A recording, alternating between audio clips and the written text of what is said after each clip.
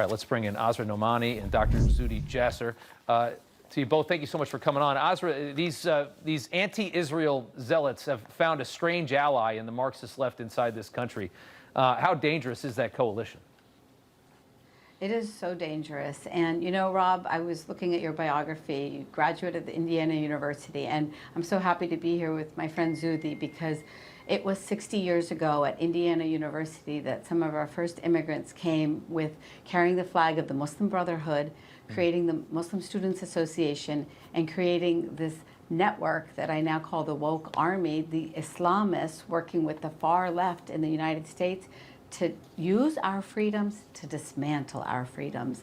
And I'm so proud to be here with Zuhdi because he has been a champion to protect America against this dynamic of interpretation of our faith that is incompatible with the 21st century and one that we fight every single day in just our lives. I am sitting before you as a Muslim feminist, and I dare to challenge every single one of those clerics that you just broadcasted. I love what you just said. You use our freedom to threaten our freedom. That's exactly the point that I was trying to make. It's being exploited. Dr. Jasser, go ahead.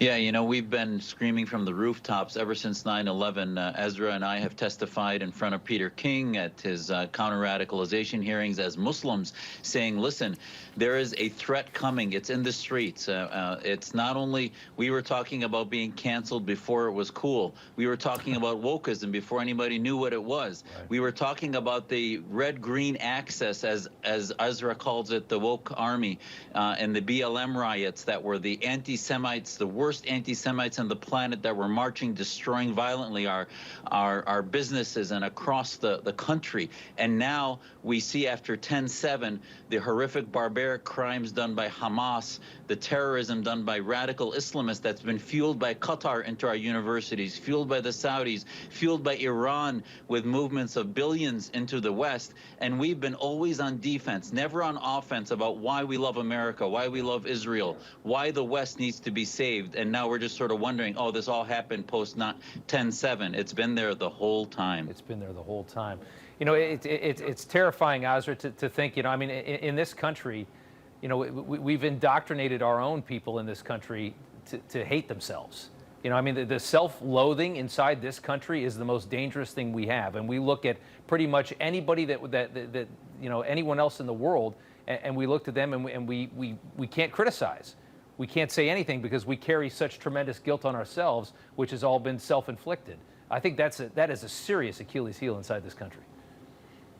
It is. And Rob, you know, in listening to you just a moment ago, I heard a clarity that I know your viewers heard of conviction and of analysis. And I looked up your mom. I didn't know that your mother was of Iranian descent. Farzana is her name. And this is a shout out to her because I know that she raised you and you have inherited a clarity of thought that causes you now not to have fear, because her lived experience, as the progressives loves to talk about, is one of the theocracy that took over the nation of Islam, and that was exhibited in that cleric, in the woman, everybody that we heard.